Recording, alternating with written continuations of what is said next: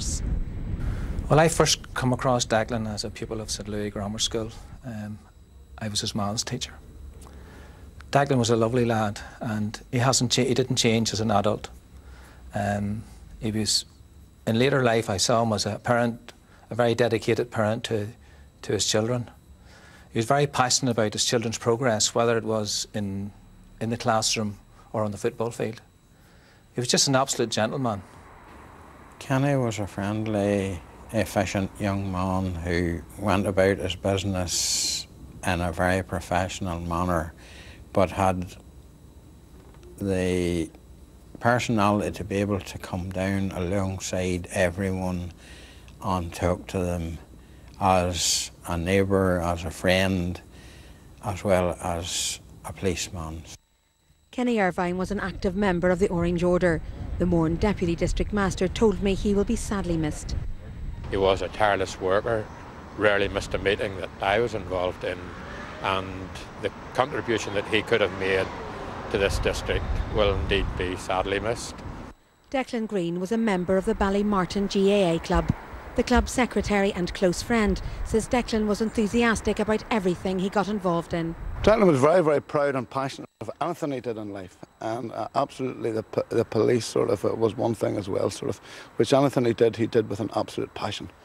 And he was very proud and sort of proud of his family as well.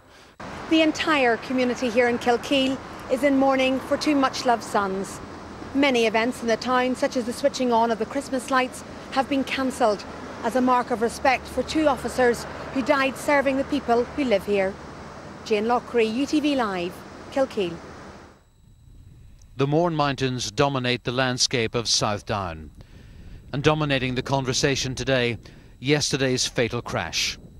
Kevin Gorman had been playing for Drummondess Mills Football Club on Saturday afternoon. He scored a goal.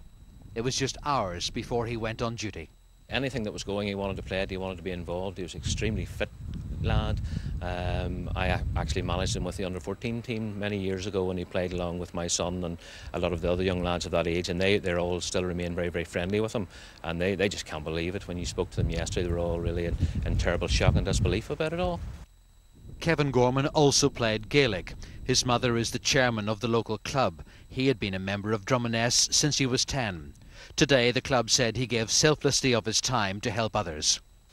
Local SDLP councillor Anne McAleenan, who lives in the village, knows the family well. Kevin played a very major part in the village. He was a lovely young fella, involved in everything, involved in the sports, and just people are absolutely devastated. And that devastation is felt particularly by the local priest. Yesterday was an unbelievable day. A friend was killed in Newry on Friday night, so I had to go and see her wake yesterday, and so it's really today things will start for me, you know, preparing for the funeral. So tragedy affects us all, and being human, we're not immune to it. You know. That was the local curate priest in Drummondess talking to me earlier today. But while friends and other people who knew the police officers have been expressing their sympathies, so too have both the First and the Deputy First Ministers. I think we're all devastated by the death of 4 people who have served this community. The people of Northern Ireland as a whole are in mourning. These were officers out doing their duty, faithfully working for the community. It's devastating for their families, and our thoughts and prayers are with their families at this time. The incident, obviously, in which the 4 young policemen were killed, was truly terrible, and terrible for their families. So I think at this time our major concern has to be for the families and for the community. The First and Deputy First Minister speaking earlier today. Now, investigators are in the process of trying to establish what exactly happened on this stretch of road when the officers died. They're hoping that some of the answers will be found in the recording equipment which was built into the Mitsubishi Shogun which they were travelling in. David Morgan reports. At the headquarters of the Police Federation, the flag was at half-mast today, a mark of respect for lost colleagues. The investigation into what happened in the early hours of yesterday is still at an initial stage, but some answers might lie in the wreckage of the Shogun itself. Investigators are hoping the incident data recorder in the back of the vehicle survived the impact and fire, and that this will give them some idea as to what happened. Well, it will provide information as to what way the vehicle was travelling at that particular time and in the moments leading up to the accident, and also the speed of the vehicle and other information that may yield evidence and information as to the sequence of events that took place. But at this time I think it would be wrong and improper to get into the specifics of that, because our main concern now is the welfare of the widows and the dependents of the police officers who have so tragically lost their lives. Investigators led by an inspector will look at every aspect of the crash. This will include driving conditions, the state of the road, communications before the accident, the state of the vehicle, its suitability for the task it was deployed for, and whether the added weight of bulletproof glass and armour played a role. That and every other relevant matter will be taken into account, I am sure, in the investigation. We will be questioning the Chief Constable in public in respect of the investigation as and when it is complete.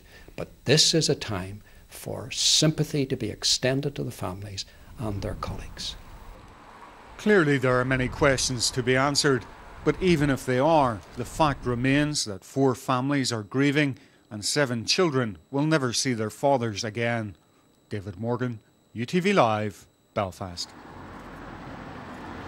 Well, I'm joined now by 2 local MLAs, PJ Bradley of the SDLP and Jim Wells of the DUP. Jim Wells, how do you put words to explain what happened here in the early hours of yesterday morning? Paul, there's a Liverpool shirt here with written on it, "My daddy, my hero," and I think that sums up this awful tragedy. Nobody can come to terms with what happened here in the early hours of Sunday morning. It is absolutely dreadful. PJ Bradley, much has been said over the last 36 hours about what did happen here, but what's your perspective on this? Yes, well, these young men died together and they've united the community even in death. You know, the sympathy is just widespread. It's the first item of conversation on everyone's lips, and sadly they are no more, and they died while servicing the community, which is not to ever be forgotten. And it does call into question, doesn't it, the safety of the vehicles, the vehicle that they were travelling in? There would be some questions, but with the inquiry ongoing, obviously that will hopefully reveal that what actually caused it, if there was a fault of the vehicle. And Jim Wells, it really was a community police force in action, wasn't it? Yes, and the 4 policemen who tragically died represented the entire spectrum of the community in Mourne. And I don't think there's a single family in the area who didn't know at least one of those people who died. It's a terrible situation. Jim Wells and PJ Bradley, thank you both very much indeed for joining us this evening. And of course, those 4 deaths were 4 of 7 which happened over the weekend. 45-year-old Teresa McGovern from Newry died in a 3-car pile-up in the village of Mike in County Armagh. And a man died when he was hit by a car near Templepatrick in County Antrim. And also a man died when he was involved in another accident, killed at Ballykelly near Limavady. A tragic weekend on the roads in Northern Ireland, 7 road deaths. For now, from the road just outside Rostrevor, it's back to the studio in Belfast. Thank you, Paul. Paul's reporting there on the tragic deaths of 4 young PSNI officers in the early hours of Sunday morning. Other news now, and workers at the